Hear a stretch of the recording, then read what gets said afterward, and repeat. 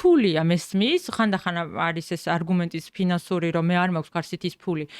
მე ვფიქრობ, რომ თუ ბენზინის ფული გაქვს, ქარსითის ფულის რამენერად უნდა გამონახო. თუ ბავშვი დაკყავს ყოველდღიურად, ეხლა იმდენი მაღაზია არსებობს და wishlist-ის სახითაც იმდენაირი პროდუქტი არსებობს, უქარსითობას ყველა ვარიანტში ჯობს ნებისმიერი ქარსითი რო აიღო, რომელსაც კონსულტანტი შეგირჩევს. ფასები იწყება 129 ლარიდან. აი ეს არის ქარსითი, რომელიც ხატიას ყველაზე მეტად მოსწონს. გრაკოს ბრენდი თვითონ დიდი ხანია, ძალიან დიდი ხანია ბაზარზე არის. ზოგადად ქარსითები იტესტება სპეციალური დამოუკიდებელი ორგანიზაცია მიერ ტესტავენ რამდენად უძლებს ქარსითი აი crash-ს რა დარტყმას. ვიცი ზუსტად რომ ეს მოდელი არის პრაქტიკული, იმიტომ რომ 0 ასაკიდან არის შეიძლება უკვე გამოყენება. აი აქ არის უკვე აი პატარა ჩასაწყისი. კი, ეს არის ჩვილისთვის ტრიალდება თან.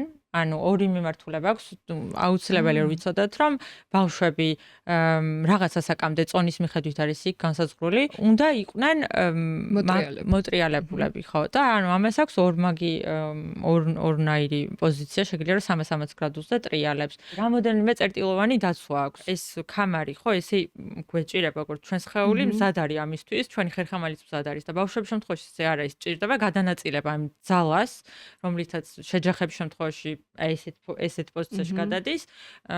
თუ არ არის დაცული, რამოდენიმე 5 წერტილია მგონი, მაგ შემთხვევაში ზიანდება ხერხემალი.